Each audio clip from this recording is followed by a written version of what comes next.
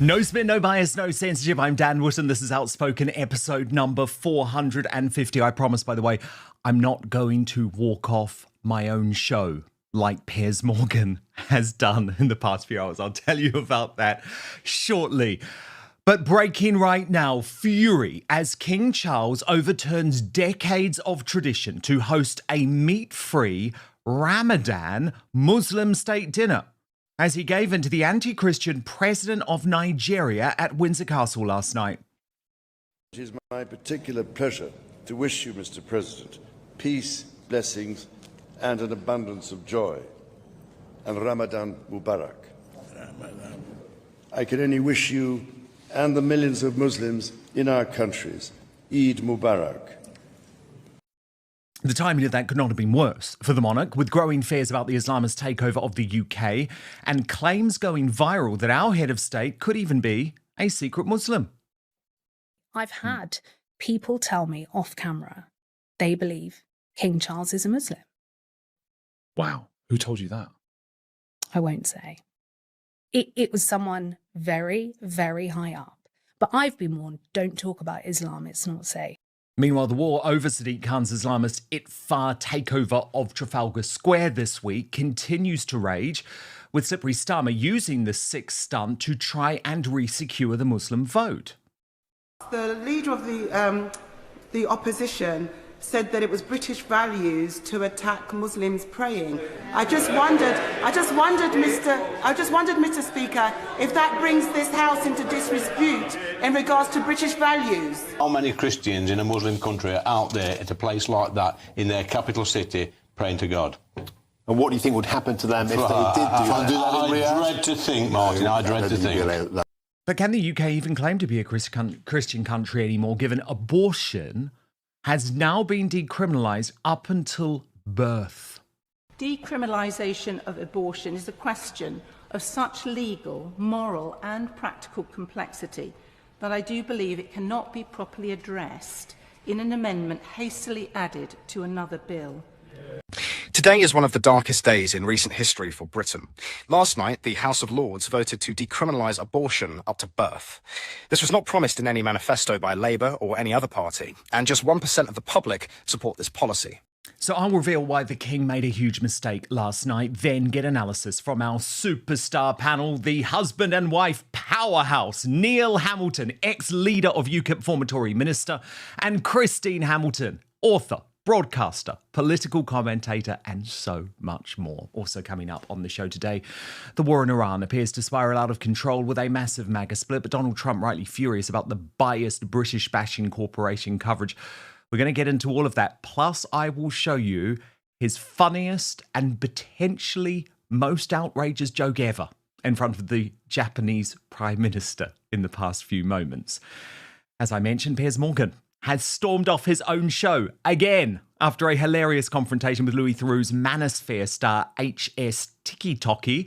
We'll show you the footage the uncensored host thought would stay forever censored.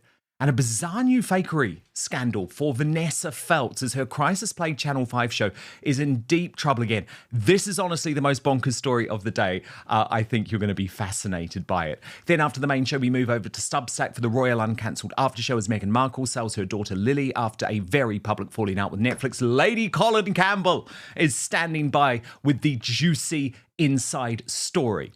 It's also the last greatest Britain and Union jackass of the week. You can vote for your worst Britain in the world right now. Here are your nominees today.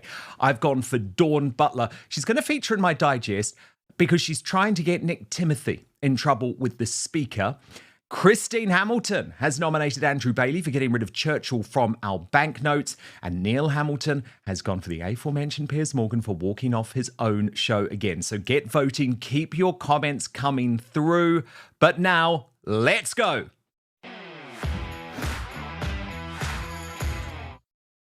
Not even the state dinner is safe from the UK's seemingly official capitulation to Islam. It seems last night that the mainstream media are either embracing or completely ignoring King Charles adapted the most important function in our country to Ramadan. for the anti-Christian Nigerian President Tinubu in scenes that I believe would have left the late Queen Elizabeth II turning in her grave. Indeed, is it any wonder that our head of state has more interest in Islam than Christianity these days, despite officially being the boss of the Church of England? Perhaps it's just no coincidence that this first Muslim state dinner was held just as the King's House of Lords gave the nod to abortion up until birth to be decriminalised. Watch the King last night.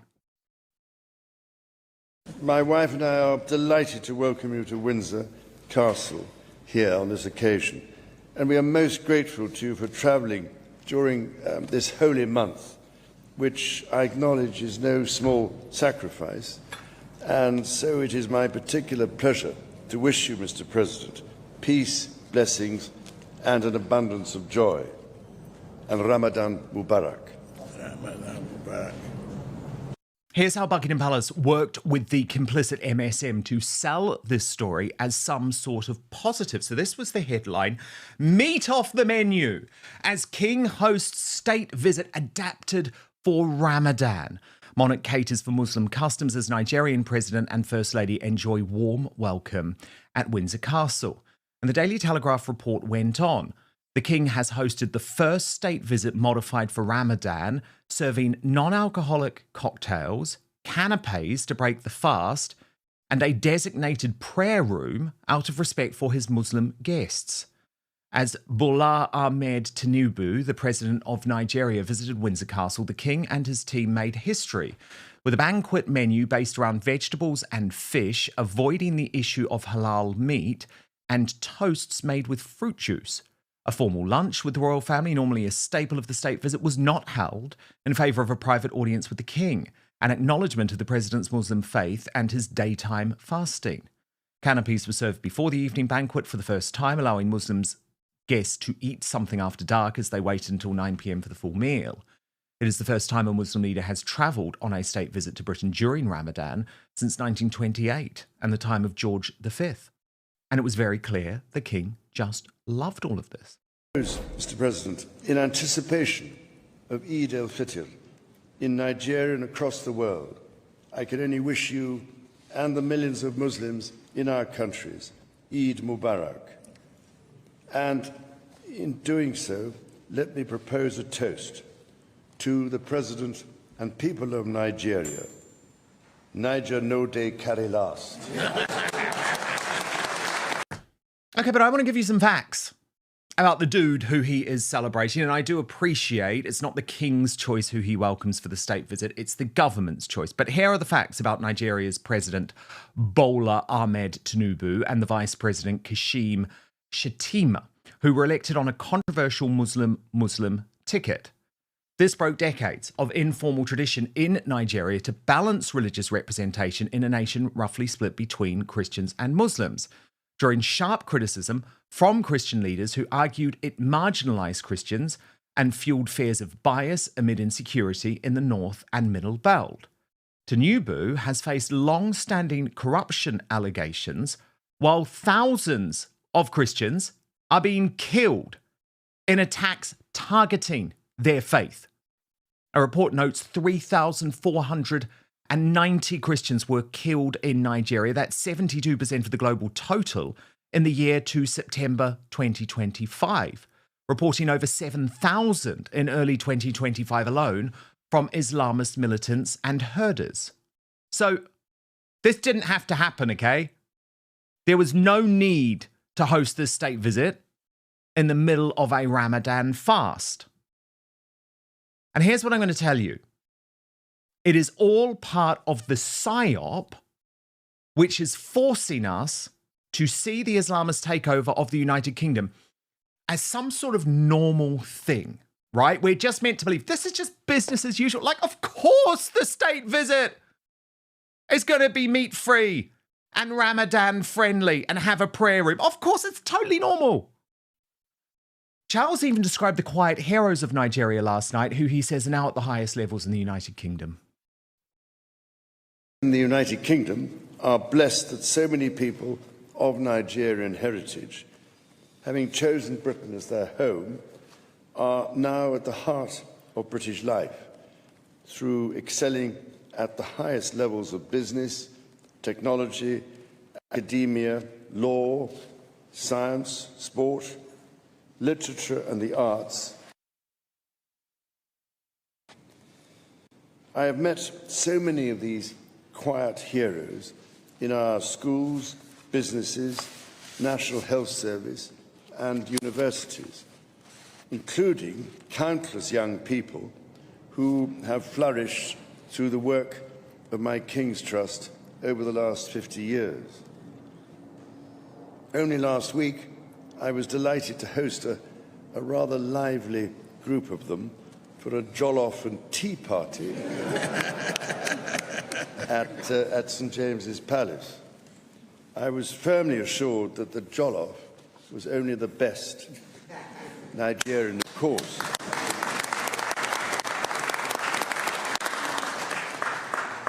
The real Miss Jo posted, so the royal family in the UK are going to serve food before the state banquet because they will be hungry. Why are we accommodating this? And of course, last night's events come after Lauren the Insider went viral for revealing, quote, someone very high up told her King Charles was Muslim. I've had people tell me off camera they believe King Charles is a Muslim. Wow. Who told you that? I won't say. It was someone very, very high up. But I've been warned, don't talk about Islam, it's not safe. He's had Qataris or Saudis turn up at the palace with £1 million in cash in a Fortnum & Mason bag for his charity.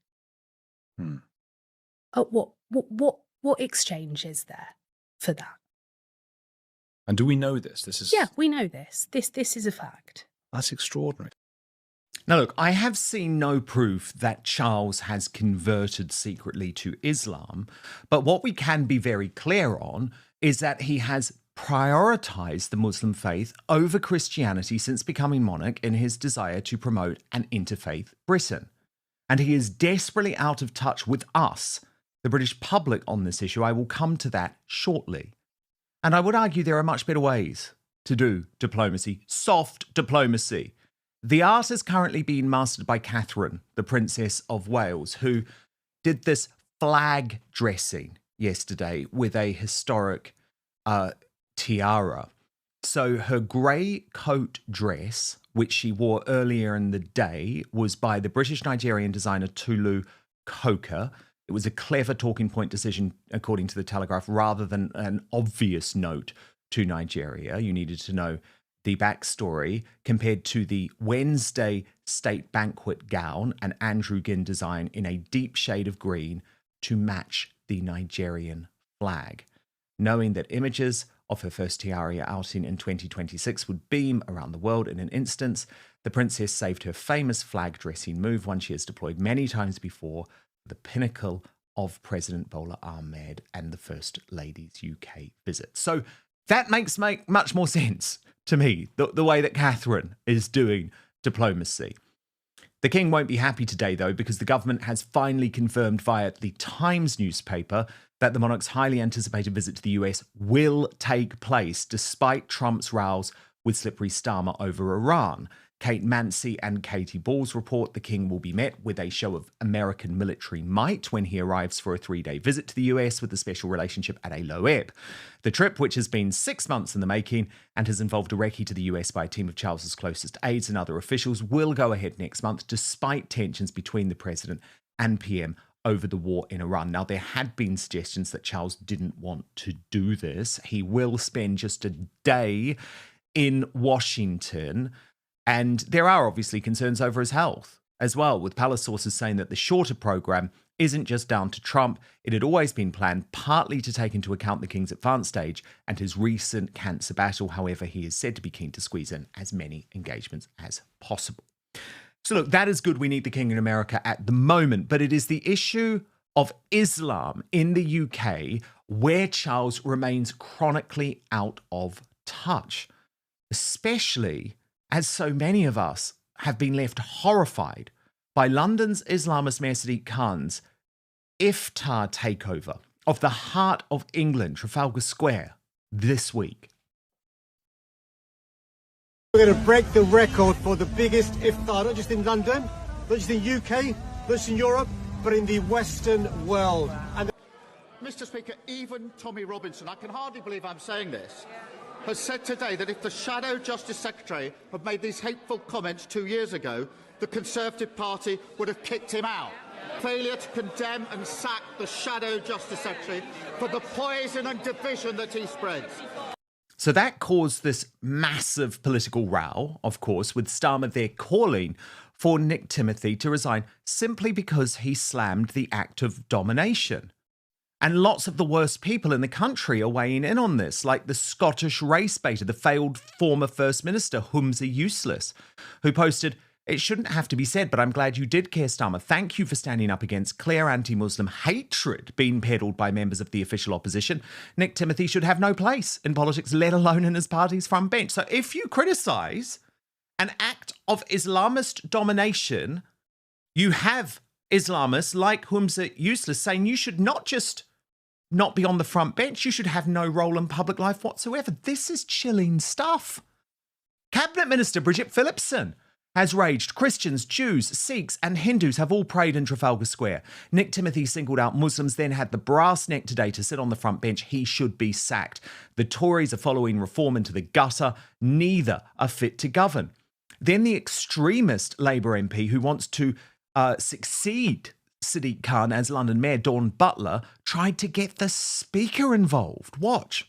The leader of the opposition said that it was British values to attack Muslims praying.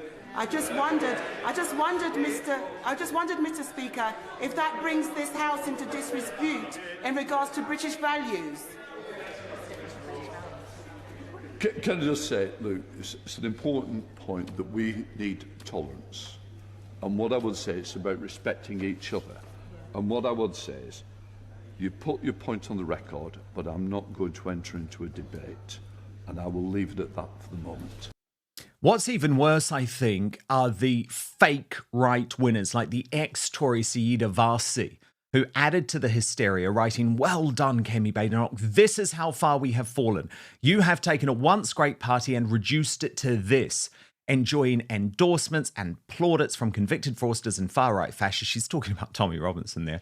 "You have damaged decades of work that so many of us put in to make our party a decent, inclusive space, and you've committed electoral suicide in the process." Now, that was backed up last night by the ultimate Tory wed, Andy Street, on Newsnight. Do you feel comfortable with that sort of approach from Nick Timothy? No. I mean, I'll tell you my story. I was mayor of the most diverse place in Britain. I spent a lot of time during Ramadan at lots of iftars, and one of the wonderful things about iftars is they always tended to invite people who were not Muslims, and they were cross-faith events. And actually, I personally believed the more they were held in public places, we did it at Villa Park, Edgbaston Stadium in the city centre, invited lots of people along, and it was always a way of sharing one faith's belief with another, all under the heading of British values. And that's what I walked and talked, and I hope the Conservative Party will do that in the future. Should Nick Timothy remain in the shadow cabinet? I can't answer that because I honestly don't know why he thought exactly what he did about this one. I've given you my view about exactly how I considered iftars, and I think they're a critical part of a particular faith, and that should be respected. Well, maybe things are changing, though, in British politics because Nick Timothy isn't backing down. Thank the Lord. Thank our Christian gods.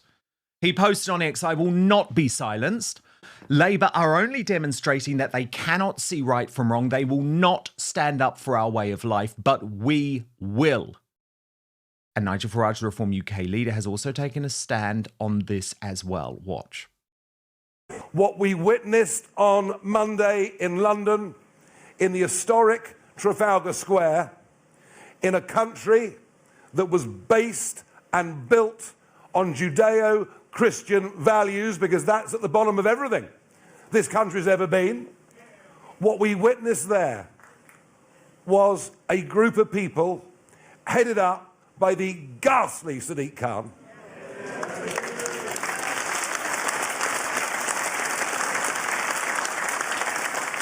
attempting dominance over our capital city and over our culture. And what do we get today? At Prime Minister's questions, the PM defended what happened in Trafalgar Square and said that anybody that stands out and speaks against it is a bigot. Well, I'm sorry, Prime Minister. I'm sorry, the Conservative Party that let most of these people in. We are not going to surrender everything that was built over centuries, defended at a cost of great blood in 2 world wars, for us to be a free, independent nation. We will not put up with this anymore. Simple as.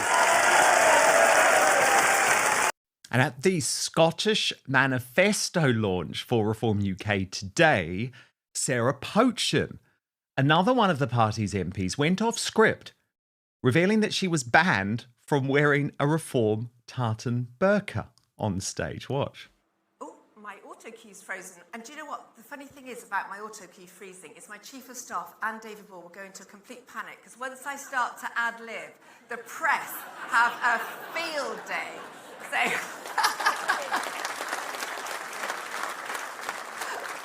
In fact, we were talking about the Reform tartan then, weren't we, whilst I'm just waiting for my auto cue. And I really wanted to come on in a Reform tartan burqa, but it apparently I just wasn't allowed. You know what? One day, let's have one of these events that aren't live streamed, and we'll do it. We'll do all the naughty stuff, we'll do all the bits that have gone wrong, and all the effing and jeffing when we do our pieces to camera and all the rest. It'd be hilarious. I think they should keep the auto cue turned off forever.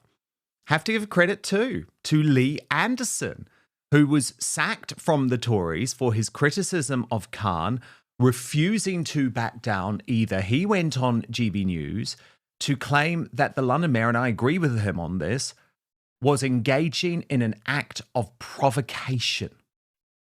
I think it's an act of provocation from Mayor Khan. You know, we are a Christian country, and for hundreds, if not thousands of people to turn up on Trafalgar Square, it reminds me of just a few years back, and of course he was there at the time, on Whitehall. There was over 1,000 people calling to prayer on Whitehall in our capital city. We are a Christian country, and it rubs people up the wrong way. It rubs me up the wrong way.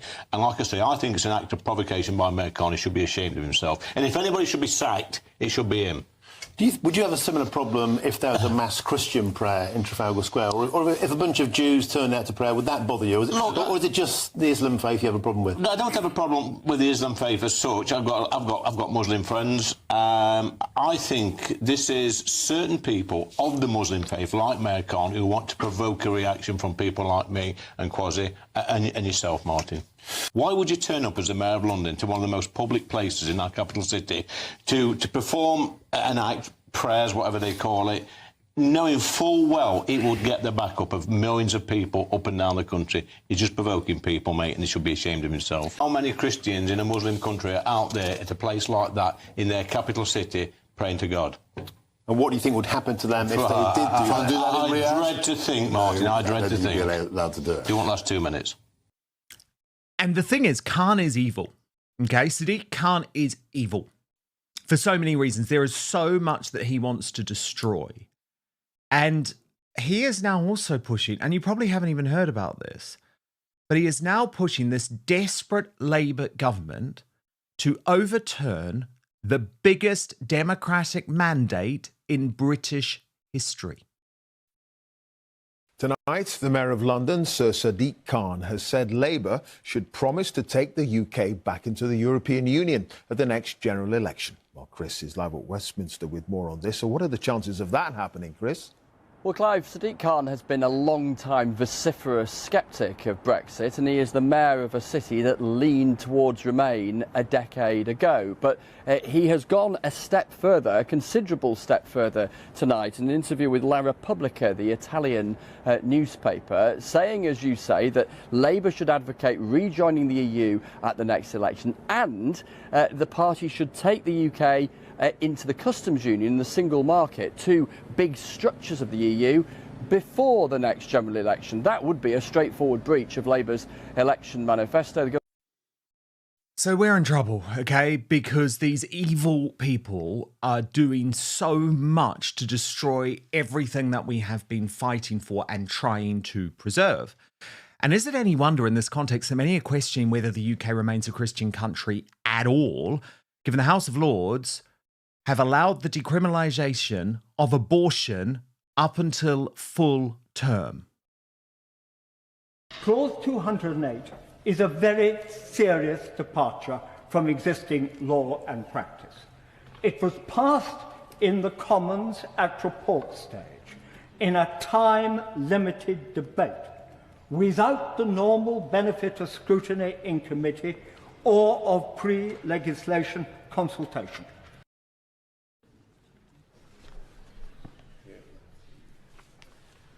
My Lords, there have voted contents 148, not contents 185, so the not contents have it. So this is just degenerate stuff. And this was the best our new Archbishop of Canterbury could do to fight it. Watch. Decriminalisation of abortion is a question of such legal, moral and practical complexity that I do believe it cannot be properly addressed in an amendment hastily added to another bill. Consideration of any alteration to the abortion laws needs public consultations and robust parliamentary processes to ensure that every aspect of this debate is carefully considered and scrutinised. Lawrence Fox raged about that. Why doesn't she just object like any common Christian would? Father Calvin Robinson added in her full speech, the so-called Archbishop of Canterbury said the Church of England recognises that there can be limited conditions under which abortion may be preferable to available alternatives. There are no conditions under which abortion may be preferable, none. And Sharon Davies shared the thoughts of many ordinary Brits, writing, "Couldn't sleep last night. I fear it's a grave mistake allowing a woman to abort a full-term healthy baby for any reason. I hope any future government will repeal this decision." Well, news on that. Rupert Lowe's Restore Britain have today promised to do exactly that. Today is one of the darkest days in recent history for Britain. Last night, the House of Lords voted to decriminalise abortion up to birth. This was not promised in any manifesto by Labour or any other party, and just 1% of the public support this policy. On the contrary, over half of Brits believe it should be illegal to terminate a pregnancy after 24 weeks. Britain aborts 300,000 babies every year, and since its legalisation in 1967, 11 million abortions have taken place. This is monstrous enough on its own before you consider the fact that today there are around 11 million foreign-born individuals living in our country.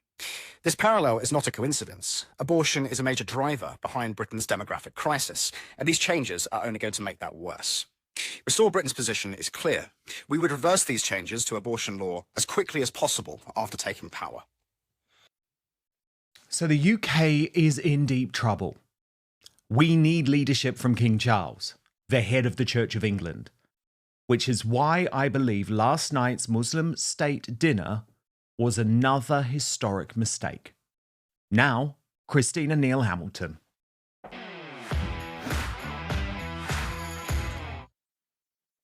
Neil Hamilton, how do you feel about the fact that this state dinner last night was adapted for Ramadan, which even meant there was a prayer room and no meat was served, and the king just seemed to adore this?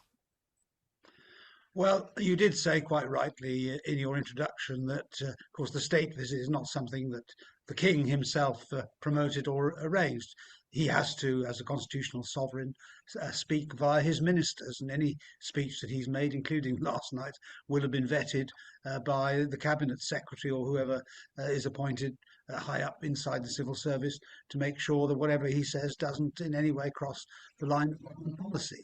But having said that, and we do have to remember his famous occasion when he said he wanted to be the defender of faiths, not just the defender of the faith. And it is true, he's pretty woolly-minded about a lot of these woke issues. But I'm not bothered about what they ate and drank at the state banquet. I think it's a bit hard on the guests there who weren't Muslims that they had to drink fruit juice rather than a good glass of the excellent wines that are available on these occasions.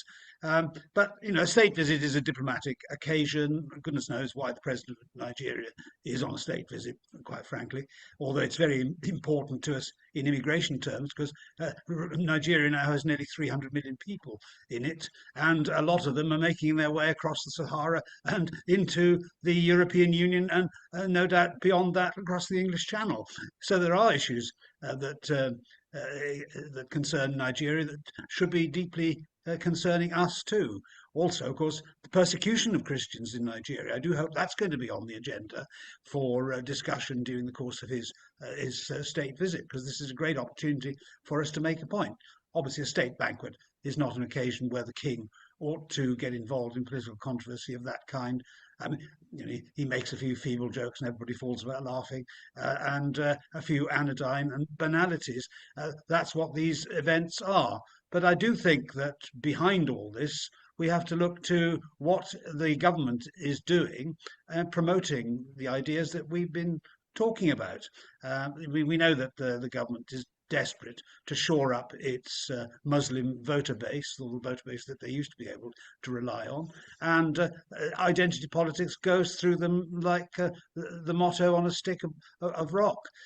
So you know, that's the key point, I think, that we should draw from this, is that this is part of the growing Islamicization of Britain as a matter of government policy. Let's make no mistake about it. No, absolutely. And Christine Hamilton, I do not believe that this would have happened under Queen Elizabeth II.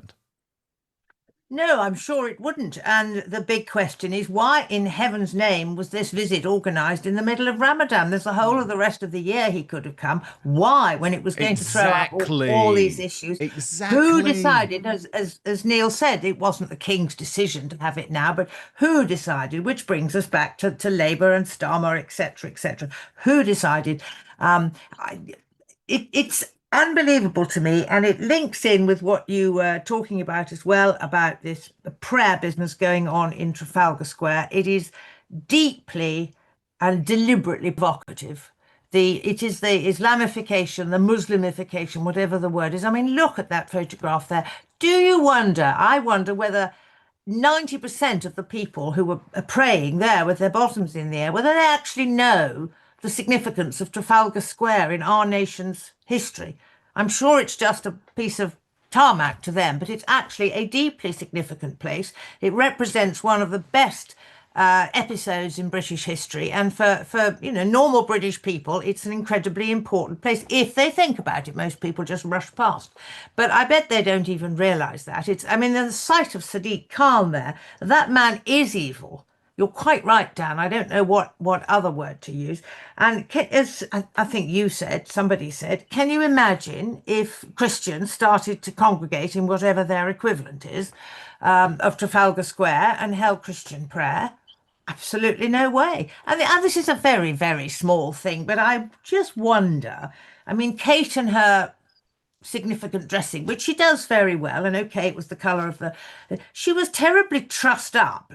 She was. And I wonder if that was all a bit Muslimification, don't show too much flesh. I mean, normally she, without being vulgar, she displays a little bit more flesh and she looks beautiful, but I thought she looked all very, not that suit was different, but that thing in the evening, I thought it was all very, you know, oh, let's not show too much flesh because that might offend some Muslims. I may be going over the top, but that was just my impression of that. Did you think that too, Neil?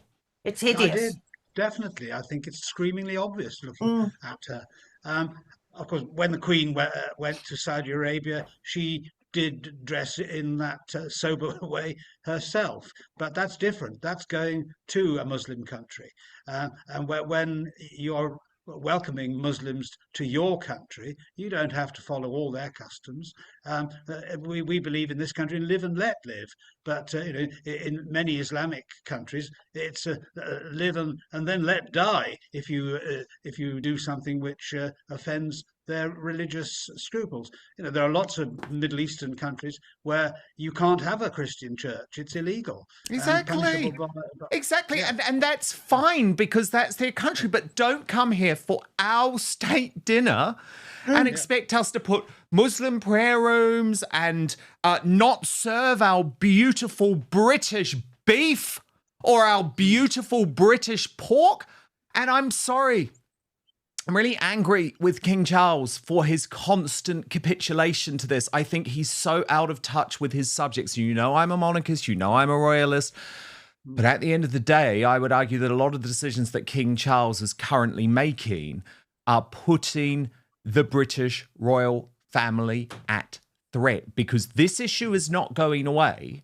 So the longer that he stays tone deaf to it and keeps on talking like a politician like David Cameron from 20 years ago, I think the more risk he puts the royal family under. I think he needs to stay away from this. And actually, Charles, one of your big jobs is as head of the Church of England. Your mother, Queen Elizabeth II, took that as seriously as she did her role as Queen of England or as head of the Commonwealth. It was that important to her.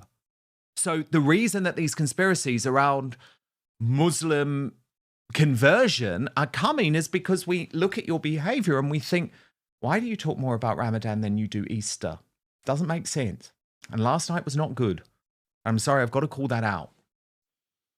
Huge developments in the MAGA war over Iran, but Donald Trump in the past few moments has just stopped the world in its tracks with one of those off-the-cuff jokes, outrageous pieces of humor that only the American president could pull off. And obviously, you've got the people who are horrified in one corner and the others in the other corner who are like me watching thinking, this is brilliant.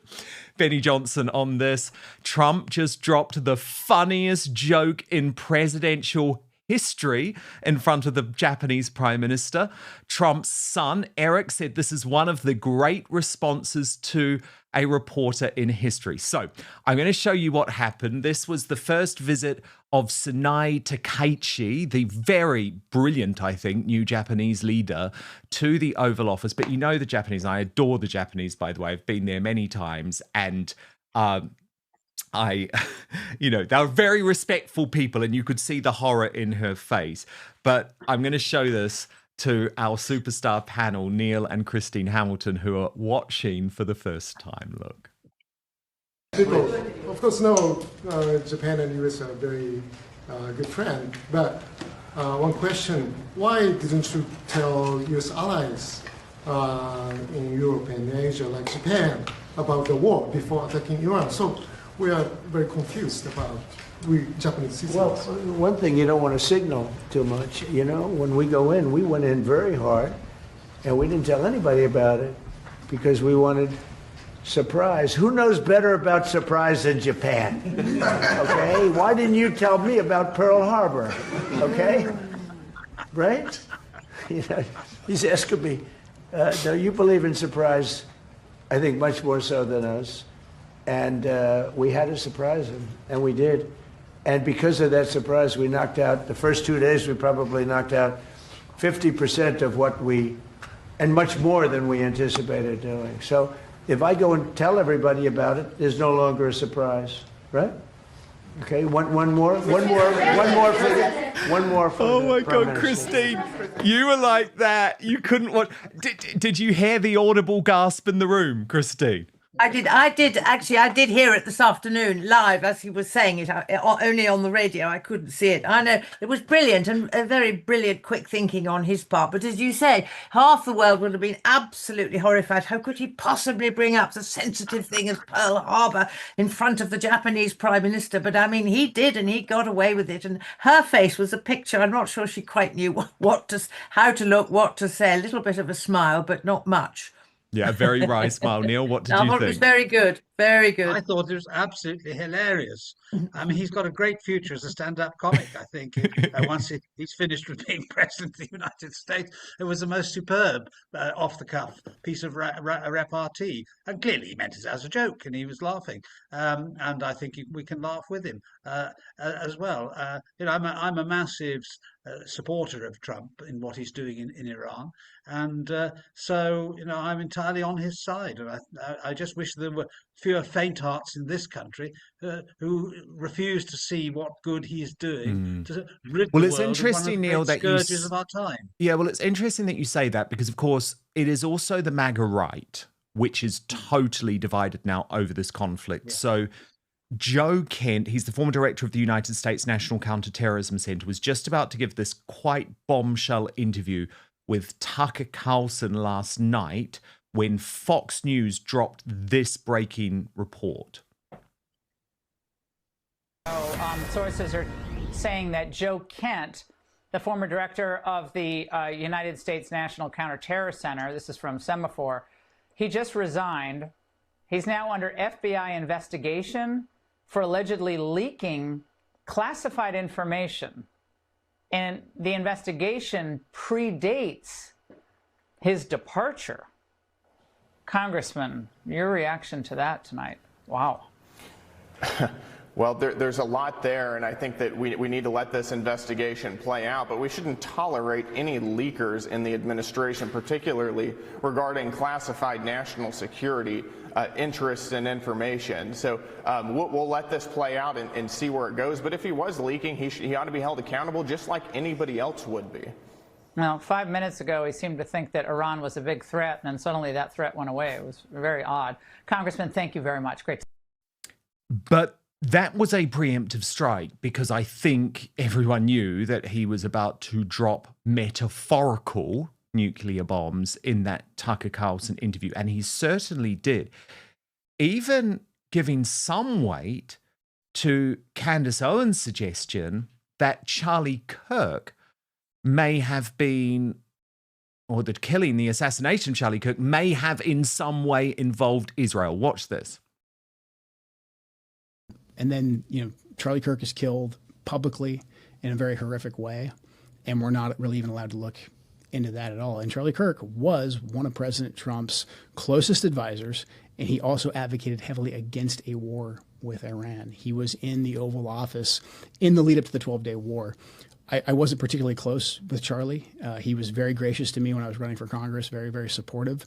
So we knew each other. And the last time I saw Charlie Kirk on this earth was in June in the West Wing in the stairway, and I said hi to him, and he looked me in the eye, and he said very loudly, and it's a small. You've been in the West Wing. It's small.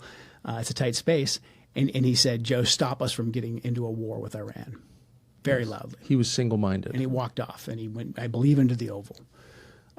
So when one of President Trump's closest advisors, who is vocally advocating for us to not go to war with Iran and for us to rethink at least our relationship with the Israelis, and then he's suddenly publicly assassinated, and we're not allowed to ask any questions about that. It's a data point. It's a data point that we need to look into. What do you mean when you say we're not allowed to ask any questions about that? We've been told that this individual, Robinson, is a lone gunman, and maybe he is. But the investigation that I was a part of, the National Counterterrorism Center was a part of, we were stopped from continuing to investigate. And the FBI will say that they stopped that because they wanted to turn everything over to the Utah state authorities. Everything's going to trial. It's very, very sensitive.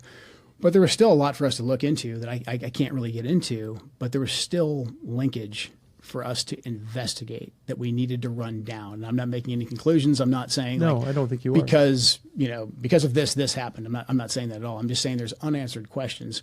We know the pressure because of the text messages that have been made public that Charlie was under a lot of pressure from a lot of pro-Israel donors. And again, we know Charlie was advocating to President Trump against this war with Iran.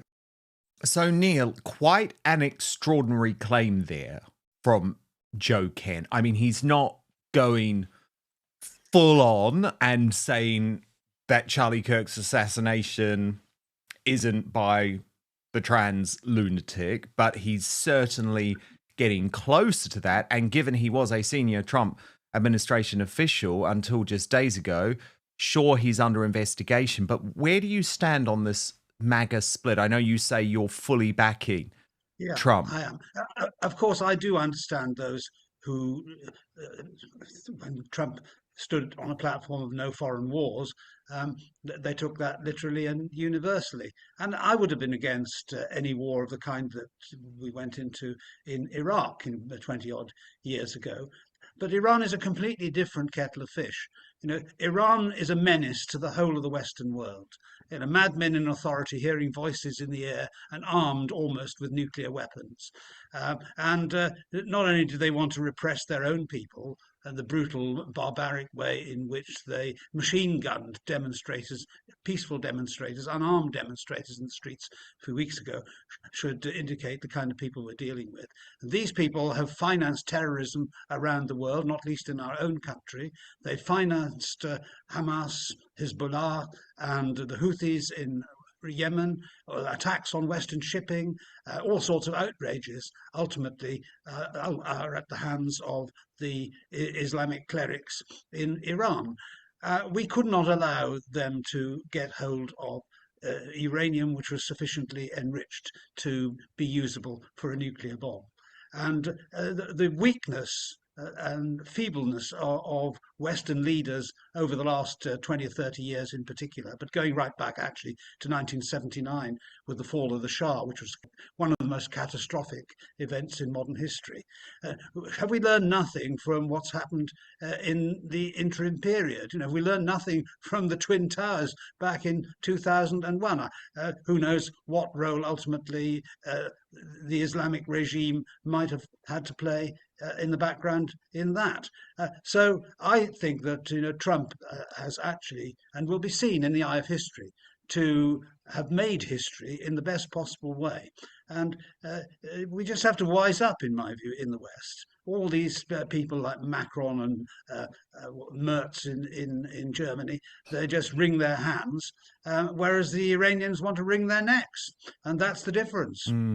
Well, Christine, just before I get you to come in, I want to show you another moment from this Joe Kent interview where he insists that Iran was not close to building a nuclear weapon. But as Laura Ingraham had pointed out on Fox News, that did seem to run counter to what he had said publicly in 2024. But this is what he's saying now to Tucker Carlson. Watch. Iran on the verge of getting a nuclear weapon. No, they weren't, 3 weeks ago when this started. And they weren't in June either. I mean, the Iranians have had a religious ruling, a fatwa, against actually developing a nuclear weapon since 2004. That's been in place since 2004. That's available in the public sphere. But then also we had no intelligence to indicate that fatwa was being disobeyed or it was on the cusp of being lifted. The Iranian strategy, it's actually pretty pragmatic. The Iranians are obviously aware of what's taking place in their region, and their strategy was to not completely abandon their nuclear program because they saw what happened to Muammar Gaddafi in Libya when he said, hey, I've got no more nukes. I'll do what you say. I'll give up my nukes. And we gave him the Nobel Peace Prize? Yeah, we regime changed him, and he was executed by his own people in the most horrific way. Sodomized by a bayonet. Right. Okay. Yeah. So that's the lesson I think that the entire region took from that when Hillary Clinton. Unfortunately, that is what the neocon, neoliberal warmongers, that's the lesson that they showed everyone in the region. And then conversely, the Iranians also knew that if they came out and said, okay, we've got a nuke, whether they were bluffing or not, Saddam Hussein, Iraq right next door. So they kind of had this. And he hung, I think. He was hung by his own people, after a bloody, war that's still essentially going on inside of Iraq. So the Iranians' position, when viewed from the lens of the region, was actually fairly pragmatic. They were preventing, themselves from developing a bomb, but they still wanted the ability. They wanted the ability to enrich. They wanted the ability to have some components so that they weren't completely stripped of it. And when we always assessed that they were either several months or a year, 2 years away from actually being able to develop a nuclear weapon. And that's not because the Iranians are stupid people. I think we can tell right now that the Iranians are anything but stupid. They had the ability, I think, that the brain power to actually develop one, or they could have simply traded a ton of oil with Pakistan or with someone else to actually get a nuclear weapon.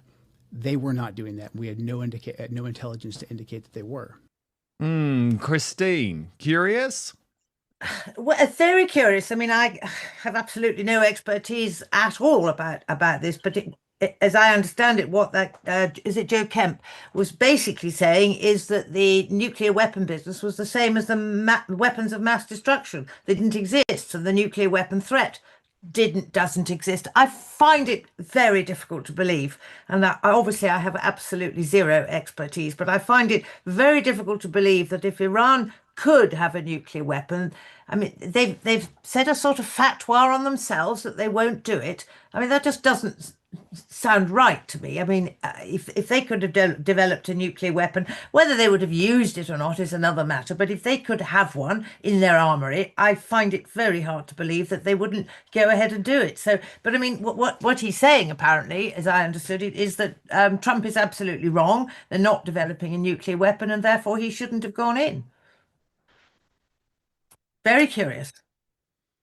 Breaking today, Piers Morgan has just stormed off his own TV show again. But this time, he thought the footage would stay censored forever.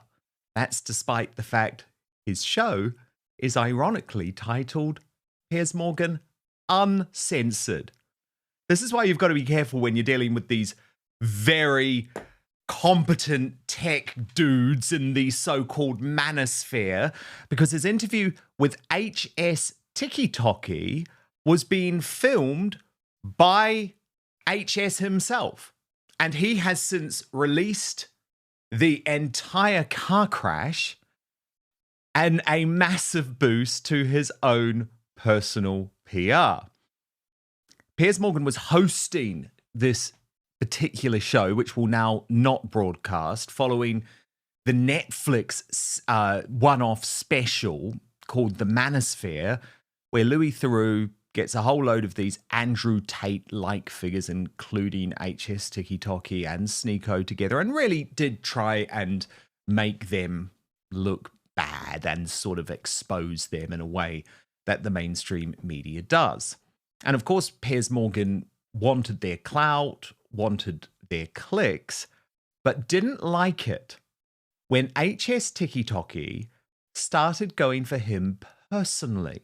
And you'll know ever since Piers Morgan interview with Nick Fuentes, there's been a real narrative forming around Piers Morgan's wife, Celia Walden, someone who I've known for years actually, used to work with her at ITV, and claims that Piers is in some way cucked by his very beautiful wife. But I'm going to show you how this full breakdown happened with Piers and what eventually led to him storming off. It is amazing TV. And as I say, none of this has been broadcast on his Uncensored channel. In fact, he hasn't even referred to the interview at all.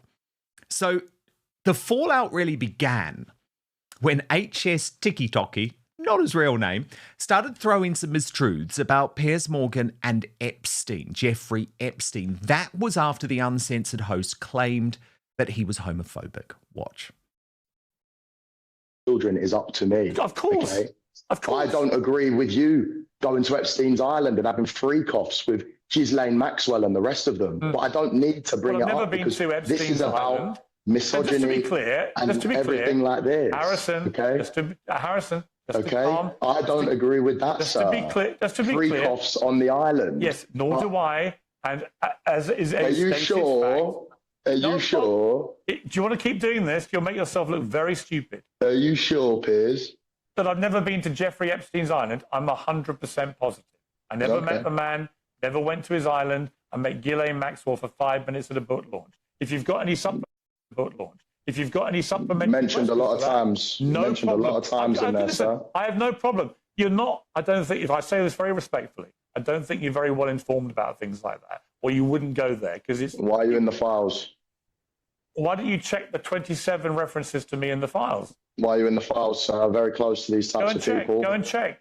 And all your followers, you can. The great thing about the Epstein files, you can put somebody's name in. And you like to compare me to Tate and Myron and everyone else. So, Harrison, because my name is close to them in the Manosphere. But if I compare you to Epstein and Maxwell, you have a clear problem with it. No problem. Sir, you compare me to Myron and all the others in this. homophobic, misogynistic, Harrison, whatever world. I'm comparing you to Epstein then, because you're in his files. Harrison. Exactly. You're making yourself look an even bigger idiot than you did on the Netflix show. HS Tiki then raised Piers' wife, okay? And at one point you'll see that he holds his phone up and shows a post that Celia Walden had previously posted on Instagram. It's relatively innocuous, but she's basically lying down and saying something like, "Oh, there's a pool boy here," and that is when things really kicked off. You make yourself look like an idiot every single day when your wife is at home posting pictures that you're out and she wants to get used like a toy by a big black man who is cleaning her car. Is that why you have a problem with me? Is that why you're pushing this homophobic narrative? Because I'm the big black man that shagged your wife while you are on holiday, okay? We can all have a push and a shove, sir. Let's go back to talking about the documentary and less of the homophobia. Do you know what? Here's what I think about you. I watched the documentary. I think you're a fucking idiot. I think you're a sexist, misogynist, homophobic twerp who got exposed in a global way by Netflix, by Louis Theroux, for what you are. You're a little half-wit, and you'll make your little followers don't get rattled. have a little laugh and everything else. But I don't see any point wasting. There's no point me wasting my time talking to you. Is there? What's the point? Exactly. No. Do you know what? Let's chill it down then, because what I just said. There's 50 more things that we can have a stupid back and forth and try and one up each other. I don't care about your silly insults. Talk to me normally. Talk to me normally. I don't care about your silly insults. But what do you mean you don't care? What do you mean you don't care? What I said is fact. I have a picture of it. I can flip it around and show you right now. I couldn't care less about your silly little insults. It's like a 2-year-old. Why would I care? A 2-year-old? A 2-year-old? Listen, sir, I don't know why you come on and you talk like you're holier than thou. As soon as you're away, all right, who's this? Applications are open. All right, let's just that's your ting, bro. That's your girl. Let's end this, please. Cooked. You know what? I'm not doing this. Sorry, guys. It's pointless.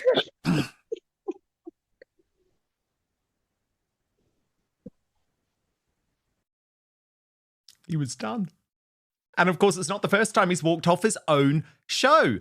Do you remember Piers went viral internationally when he stormed off Good Morning Britain after the weather presenter Alex Beresford challenged him over his views about Meghan Markle?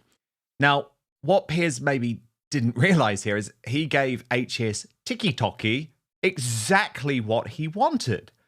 And after the interview, he wasn't done talking about Piers' wife. Indeed, he demanded an apology from Piers or suggested that he might end up sleeping with Celia Walden. No way, sunshine, that ain't gonna happen. Watch. Is that not your team? One thing led to another and whoops, in bed with Rupert. That's your wife. And you're talking about masculine. I'd be a misogynist if I was you. You're a victim, lad. Let's see what else. Look at the tan, muscular man. When the husband's away, Mr. Suds comes to play. Hashtag you missed a spot. Hashtag not an object. Hashtag but I want to be. That is your baby mother, bro. And you dare even show your face on the internet and speak like you're holier than thou. You are an absolute goof. Don't ever chat to me again. Your wife's watching this as well, bro. Like, you are a victim. I dare not DM her. I dare not go there with you, okay? I want an apology video in 24 hours, otherwise your missus is going to be on a flight out here quicker than you can fucking say. Cuck. I'll be the new Mr. Suds V2. Now, there was another member of the so-called Manosphere who was meant to be appearing on Piers Morgan Uncensored after that interview with HS Tiki. It's a dude called Myron Gaines, and he revealed Piers just dropped the whole segment. And in fact, I've just checked, Piers has still not acknowledged this at all on his social media. Watch. I was supposed to do an interview with Piers Morgan. It was supposed to be me, Piers, and Tiki HS. But what happened was, as I was sitting there waiting in the fucking Zoom lobby, right? We're supposed to go at 2:00 Eastern. He gets into this exchange with HS, and HS mentions his wife. For those of you that are not aware, Piers Morgan's wife is, there's some problems there. Okay, here she is right here. We've talked about this before. Here she is with him. Her name is Celia Walden. And here she is in this picture here, posted a snap on Instagram with the caption, "When the husband is away, Mr. Suds comes to play," which is fucking insane to post on Instagram. It just pissed Piers off. And he just said, I'm done. Bro was pissed off, man, really mad. And I was like, what the fuck? I wake up to do this shit, right? And bro just rage quits. I'm on the fucking Zoom call, laughing my ass off as him and the HS are going back and forth. Now, some people have suggested that Piers Morgan was a hypocrite by getting so upset, because they say in the Nick Fuentes interview, he went very personal by asking Fuentes whether he was a virgin. Obviously, you're just a misogynist old dinosaur, aren't you? For a young guy. Yeah. I mean, I know I'm the boomer. I know I'm the boomer here, but actually, you're a 27-year-old dinosaur, aren't you? Aren't you, Nick Fuentes? All women. I am. All women are annoying. All women grow old. They all get fat. Says the guy. Have you ever had sex? No, absolutely not. Wow. Says the guy who's never got laid. My superstar panel with me now, Christine and Neil Hamilton. Now, guys, I mean, be honest with me. Had you heard of any of these people? Are you part of the Manosphere, Neil? Well, I wasn't, but I think I will be now. No, of course I've never. Don't tell Christine that. It's not my world. Because you know what you're allowed to do in the Manosphere. I've learned this from watching the Louis Theroux show. You're allowed to do one-way monogamy, Neil, which would mean you were allowed to go out and sleep with as many women as you want, while Christine had to remain faithful to you at home cooking your dinner. That's one of their rules in the Manosphere. Yeah. Well, I'm very good at sleeping, so that would be fine, wouldn't it? But no, I mean it's inexplicable to me. As I say, I've never heard of any of these people before. But I thought that what's his name, Tiki Toki, absolutely owned Piers Morgan in that catastrophic interview from Piers's point of view. He's just proved, he can dish it out, but he can't take it. And I thought Piers humiliated himself by this constant tirade of abuse, which Mr. Tiki Toki just very calmly responded to, batting the occasional ball backwards. And he wanted to have a serious interview about whatever it is they were going to talk about, which I'm completely unaware of. But Piers obviously had him on there in order to try to humiliate and diminish him. But clearly Tiki Toki had more than Piers's measure. So I think that Piers ought to be nursing his bruises at the minute. Christine, who are you siding with here? Because, of course, a lot of women are not fans of the Manosphere guys like HS Tiki Toki and say they have very backward views about women. Honestly, Dan, for the last few minutes, I feel as though I live in a parallel universe. I'm sure a lot of people are thinking that right now. For heaven's sake, who is this Tiki Toki fellow? I mean, I don't really ever want anything to do with him ever again. Louis Theroux, of course, we have history with Louis because Louis spent some time with us, and he did his when Louis met God, Hamilton. yes, and you flirted outrageously with him, Christine. But that's so, darling, the great advantage of being a professionally, happily married, middle-aged woman. Well, I'm middle-aged then, I'm old now, is that you can flirt outrageously. I love flirting, and what's wrong with it? That's different. But what I find... But did you feel like, because what some of these Manosphere people seem to be saying, Christine, is that Louis Theroux almost turned them over. Did you feel that at all? Did you feel like he unfairly edited you or led you down a garden path or manipulated you?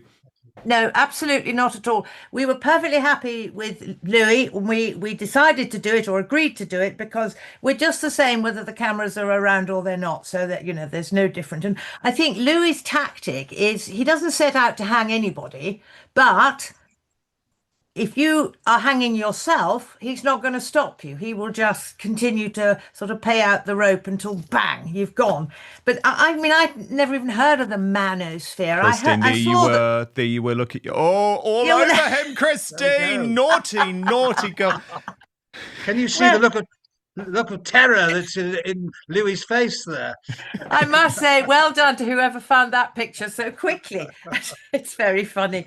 No, I mean, I was on the floor smoking a cigar next to them. I knew that I'd heard about Louis's thing. He looks so young there, doesn't he? I mean, you two have not aged at all. We all look young. No, you haven't aged, Hideous Christine. picture of me, that one, honestly. You've quite put me off my stride. I mean, honestly, Tiki-Toki, we live in parallel universes. I don't really, but no, what the thing I find, let me get back to the point, if I may. Please, sorry. Did Celia Walden really post those things, saying my husband's away and I fancy a shag with that great big hunky black man? Is that what she posted, genuinely? Not quite like that. It was just a little bit cheeky. You know, it was a little bit cheeky. But there were one or two others where she was kind of lying back, and I don't know. I'd have to go and have a look. Do you know, my trouble is I've been hacked out of Twitter now, and I've been off Twitter now for about 2 months. And so I sort of feel as though I'm shut out of the playground and I've got my nose pressed to the fence and I can't play. So I've been missing all this stuff. There was the post. So this was the post. Look at this. It said, "Wanted, pool boy, no experience needed." But it's a joke. I can see. It's a joke. It's a joke. No, I see. It's a joke. No, I get it. I mean, I hadn't seen them. It just the way Tiki-Toki was talking about it. No, it's clearly a joke, and Celia's got a great sense of humour. She's a fabulous journalist. She writes wonderful stuff. So yes, it's a joke, and nobody who was insecure in their marriage would do stuff like that. So clearly, their marriage is rock solid, whatever the basis is. Who knows? The mind boggles. The mind boggles. But honestly, I can't believe we've just been talking about all that. But Neil, should he have walked off though? That's the thing that I just don't understand. Like, you've invited these guys on. Have the conversation. Why are you storming off, Piers? Of course. And he gives as good as he gets. This is the problem with Piers. This is true, and I was very impressed with Mr. Tiki-Toki, actually. I mean, I don't like all this foul language and so on, but I thought he was very self-controlled. He knew what he was doing and what he wanted to get out of that, and so he succeeded and Piers failed. So I think maybe Piers is getting time expired, possibly. Who knows? Breaking right now, Channel 5's Vanessa show in crisis as its presenter faces the second major fakery scandal of her career. Now, this story is truly bonkers, but it's my favourite story of the week. I want to take you through it. So this is the host, Vanessa Feltz, and she's not a good woman. Okay, she's not a good woman. I'm going to put that out there. And she has been hounded by hoax phone callers pretending to be dead celebrities and murderers without producers or the hapless host herself even noticing. The Sun has reported that at least 7 fake calls have successfully made it on air without any question, despite the rigorous checks taken to vet callers. And this is astonishing, right? Because older viewers will remember Vanessa was cancelled back in the 90s for a fakery scandal.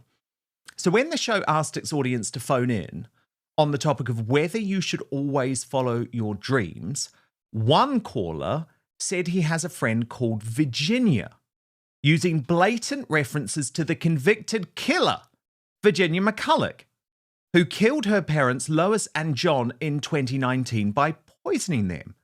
She stored her mother's corpse in a wardrobe until both of her parents' bodies were found 4 years later. It was also reported that the killer was £60,000 in debt at the time of being captured. So listen to the story that this caller told Vanessa. A friend of mine, Virginia, has recently moved back in with her parents, Lois and John, in Cheltenham. She was in a really abysmal place financially, couldn't get anywhere to live, anything like that, and then had to move back home with great ambitions to open her own cafe. She has been watching self-help videos to learn carpentry. You know, she's built a wardrobe single-handedly. She hasn't got much money, so she buys the occasional jar of mellow birds to practice on. But she's really put the effort into perfecting the craft of being a barista, and is really hopeful to get it off the ground, and has created her own drink called Goon Choc, which she really hopes to have out as soon as possible. The hoax callers targeting the show also pretended to be my late friend, Kim Woodburn. You know, the brilliant star of How Clean Is Your House and Celebrity Big Brother. The caller said they were called Kim and that they were from Cheshire, where she was living where she died, and they used her key signature phrases. Vanessa still didn't pick up on it. Watch.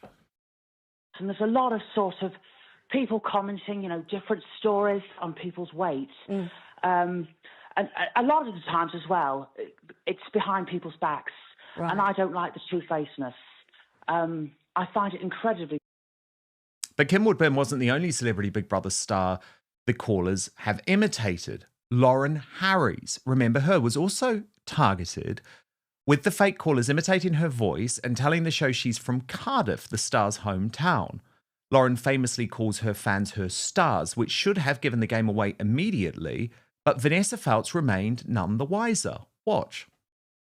Vanessa and all my stars on the panel, I hope you're well today. Hi. That's a lovely greeting. What do you think? Should children choose their own bedtime, do you reckon? Well, I do think I am for letting children choose their own bedtimes, because when I was a child, I was from a very religious family, sort of new religion. Yeah. And my mum, Bebbie, bless her, she was a lovely woman. You know, she'd taken to the Vicky Binns plays in Manchester, but she would always have me in bed by 6 o'clock sharp. Yeah. And when she'd put me to bed, I cried. And sort of deep in the night, I heard her cry that would bring me back to life. But as I got older, I stick to those habits, and I still go to bed at 6 o'clock now. Gosh. So I think, But that wasn't Lauren Harries. She has confirmed that, posting on X. Someone appeared on the Vanessa show pretending to be me. I want to make this very clear. It was not me. The person on the phone was an impersonator pretending to be Lauren Harries. What surprises me is that Vanessa didn't introduce me on the call, even though she has interviewed me before, so I would have thought she might recognise my voice.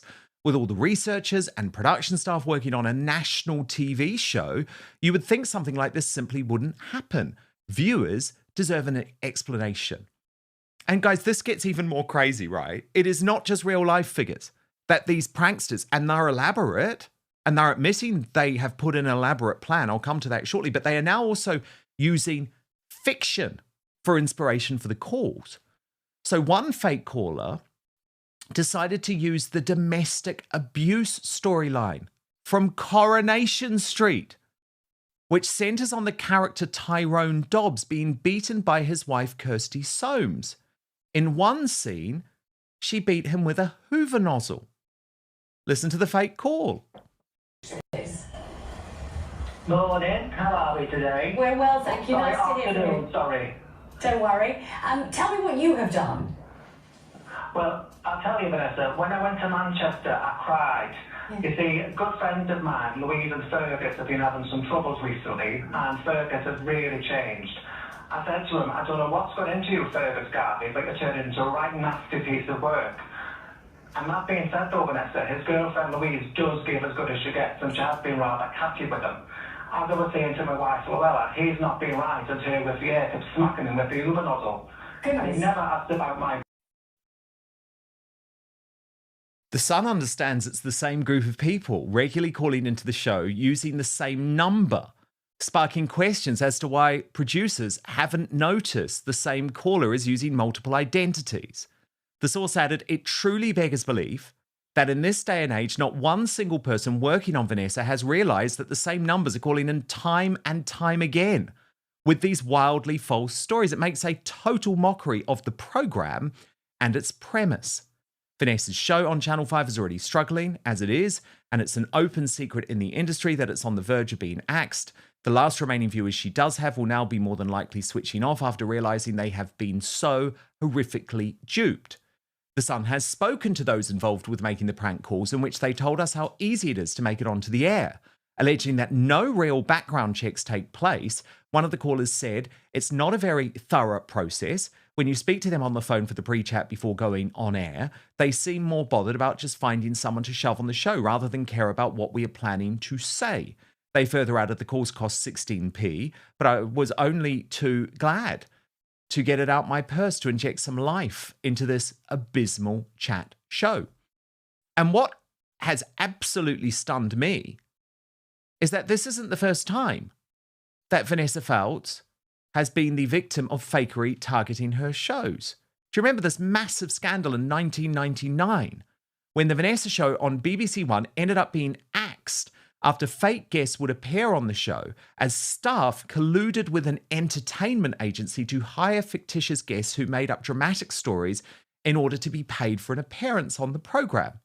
Now, at the time, Vanessa Feltz again said that she didn't know anything about it and she hadn't picked up on it.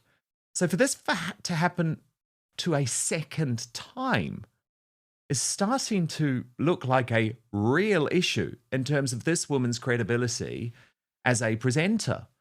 To my superstar panel, Neil Hamilton and Christine Hamilton. I mean, Christine, all of these fake calls getting to air and Vanessa has no idea what's happening. Can you believe it? Well, no, I mean, for the second time we've been with you, Dan, I feel as I'm in a parallel universe. I mean, it's absolutely extraordinary. But one thing that actually does worry me, I mean, I confess I didn't actually know that Vanessa had a chat show on Channel 5, so I didn't know anything about it. But it's incredibly easy, apparently, to fake somebody's voice. I'm not saying that those people necessarily fake the voice. You've only got to get a tiny clip of somebody speaking and you can then impersonate them. So, which I think is going to become a big issue for a lot of us in sort of normal life, as it were. People are going to be impersonated. But no, it is extraordinary. The number of staff, researchers, people behind the scenes whose main job ought to be to make sure that the wrong people don't get through and make sure that the callers are genuine. Although actually you do wonder, you see these sort of problem pages in magazines and newspapers and you wonder how many of them are really genuine, and great big articles in some of the tabloid newspapers and you think, oh, come on, they've made that up just for sort of thing. But no, I mean, poor old Vanessa, it doesn't look good, does it? Especially as it's the second time it's happened. Neil Hamilton, who's to blame? Well, I know Vanessa, and I like Vanessa, and she was very good to us when we were really low in the late 1990s, and we did a whole day with her, Vanessa's Day With, which was great, very good television, and at a time when we needed it. So I'd like to think that she didn't know anything about this. I'd never heard of any of these people, apart from Phil Woodburn, Kim Woodburn, whom I had met several times, and that was a passable impression of her voice. But the others I would have passed over my head too. No doubt Vanessa knows a bit more about popular culture than I do, but and I'd like to give her the benefit of the doubt. Well, it's interesting you say that because I have to be honest with you. When I was going through my travails, she was a nasty piece of work. No. And actually, Christine, I mean, you were at my 40th birthday party. She was there. She was there, and then literally a few months later, when you'll remember what happened to me, Christine, and I was cancelled, lost my job at GB News. She was at the time working for Talk TV, and I got forwarded these text messages that she was sending about me, saying terrible things and not supporting me, and so. I actually don't think she's a nice person, but I'm glad to hear that she was there for you. But I'm just being honest about my personal experience. I'm sorry to hear that. I didn't know. No, I'm very sorry to hear that too. All one, speak as I find, as they say, and as Neil said, she was. No, absolutely. I'm just being honest about my experience, but I'm glad she was there for you, and not that that's relevant to this story anyway. I don't think she did know that they were fake. I really don't. I think she took them at face value. If you're doing a live show like that, you've got to keep your wits about you. You've got stuff coming in your ears and goodness knows what. I think she thought they were genuine callers from the little bit that I've seen. Yeah, and I mean, look, obviously she will probably blame the producers and say there should be better vetting processes. I mean, this is a show that a block of shows on Channel 5 that has been targeted for a long time. I mean, I even remember going back to the days. Do you remember when it used to be hosted by Matthew Wright? And he used to completely explode when a caller would come on and use the C word or something. And there is a vulnerability there when you're relying on these live calls. I mean, it's funny, actually. I'm just looking at the live chat. Thank you for the super chat, by the way. Clippy789, who's our number one supporter today. Very much appreciate that. And he says, look, this is peak British trolling. Just expose and laugh. And I guess there is that side of it too. Like, I do find this funny. I can't lie, Christine. I'm sort of loving it. Well, it's a traditional British humour jape, isn't it? I mean, it's to call into a live programme and pretend to be somebody else and etc. etc. I mean, brilliant if you can pull it off. I mean, who are the great pranksters over the years? And we've all enjoyed the humour, but not much fun if it's you that's being pranked. No, indeed, indeed. Well, look, let me say also thank you to Fan Edits and Deb Hannon and Laurie Ross, who have all signed up to Outspoken Plus today. And thank you to English by the Grace of God, who said about our earlier conversation, I'm ready to go full Oliver Cromwell, who's with me. This is, of course, over the state dinner, King Charles hosting this state dinner, but adapting it for the first time to all of the Islamist traditions of Ramadan, even having like a prayer room and not serving any meat. And there's a lot of comments from you coming in on this. Helen Shepherd says, blessed, the king truly needs to watch what is happening to his subject at the hands of Muslims. Moonglow says Charles must abdicate over his capitulation to Islam. Forget Andrew. Safety Mechanism says to whoever said we are living in an alternate universe. It was Christine Hamilton, actually, who said it. He agrees. He says it feels so. It is terrifying. But Stephen Garner says anyone who thinks William will be any different is deluded, in my opinion. Mob Ob 75 says, if Charles has become a Muslim, he should abdicate now. Thousands of Christians are being murdered in Nigeria. No mention of this. I really hate the way our king is acting. The Queen wouldn't do this. I mean, I presume Mob Bob is not speaking about Queen Camilla, but rather the late Queen Elizabeth II. English Rooted says we are being groomed into Islam. And Abe IH724 says the visitors should follow our customs. We shouldn't bend to them. Now we're going to reveal the last Union Jackass of the week. So I've nominated, Christine Hamilton has nominated, and Neil Hamilton has nominated. So I went for Dawn Butler for trying to get Nick Timothy in trouble with the Speaker of the House. I thought that was so bad. Christine Hamilton has gone for Andrew Bailey for getting rid of Churchill from our banknotes. And everybody else. Yeah, exactly. Not just Churchill, getting rid of all our sort of great heroes, etc. But Churchill's the worst one, though, isn't it? Yes, of course, exactly. Well, the people just want to overturn history. They want to blot out all our great, wonderful British history just because they think, oh, well, one little bit of awful something happened and Churchill, gosh, shock, horror. He just might have said something a bit racist. Well, for heaven's sake, get a grip. I know. I mean, now I'd we've like got to have see... a rat. I know, and I want to see Queen Elizabeth II actually stay on, because obviously at the moment, you know, the whole process is going through. And I know Charles, because he's the current king, has to be, you know, but on the other side, I'd like to see Queen Elizabeth. And Neil nominated Piers Morgan for walking off his own show again after that clash with HS Tiki Toki. And the results are in. I'm afraid to say, Christine Hamilton, you're in third place with just 13% of vote going for Andrew Bailey. I'm the runner-up today, 28% of you going for Dawn Butler, but wow, it's a big win for Neil Hamilton. 59% of people saying that Piers Morgan is the Union Jackass for walking off his own show. And what that means is he is now going to go head-to-head with Sadiq Khan from Wednesday, Zach Polanski from Tuesday, and Ed Davey from Monday to be named the worst Briton in the world this week. I'm going to put up the poll straight after the live show, so you can go into the posts tab on YouTube and vote for that. I can't wait. And we'll reveal the results this time on tomorrow's show. And you have nominated the aforementioned Nick Timothy as Greatest Britain. Who wants to explain why? Neil. Because I think, sorry, go on. No. Yeah. I think Nick Timothy is speaking the truth. And that's something that we've been denied over the last generation. Well, about on immigration and related issues, we've had a massive cover-up by the whole of the British establishment, way back going to the 1950s and 1960s. And I think that at last the public are being told the truth, but not by those who are in a position to take the policy decisions that could do something about it. But if Nick Timothy, who was a senior advisor to Theresa May, and I didn't think much of in that particular role, has now woken up to what's happening in this country, and the speed of the Islamization of Britain is something we need to take very seriously. When I was a boy, 50 odd years ago, and used to travel up to London on the train from Portsmouth, where my grandparents lived, I used to pass the single mosque, the only mosque in the entire United Kingdom, Woking Mosque.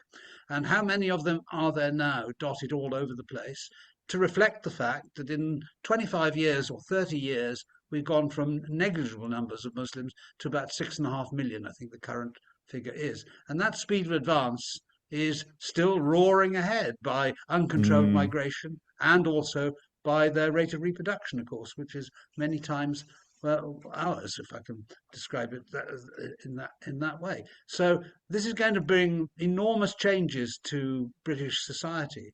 And, I don't want to grow up in a country where there's a mosque at every street corner and people are wearing their clothes, burqas and whatnot. I want our culture, the one which I grew up with and which I admire and which I think has done the rest of the world an enormous service in so many ways. I don't want to see that disappear simply by force of numbers. No, very well put. Very well put. Well, people shouldn't be afraid to speak out. We've all been cowed. You can't say anything because you're regarded as, racist. It's got nothing to do with race at all, but that is what you're labelled with if you make any sort of criticism. No, I totally agree. And that's why we need people like Nick Timothy to not capitulate and say, no, you're misrepresenting me, but I stand by what I say. And so far that has happened. So I think the majority of people in this country will be horrified by that Trafalgar Square performance. Totally. And what Sadiq Khan has done is to thrust Islamic bottoms into the face of the British people. Indeed he has. Quite literally. Neil Hamilton and Christine Hamilton, today's superstar panel. Thank you both so much. Oh, dear. It was very brilliant. We covered it all today. And we're moving over to Substack now for the Royal Uncancelled After Show. Oh my goodness, it's just going to get even more wild because Lady Colin Campbell is standing by. We're going to unleash her on all the big royal news of the day. There is a hell of a lot of it. So you can join us over there at www.outspoken.live. That is www.outspoken.live. I will be back with you tomorrow, 5 p.m. UK time. It's 1 p.m. Eastern at the moment, 10 a.m. Pacific. I'm so sorry. One of our American viewers, when we came on today, said, Dan, you're an hour late. I'm so sorry.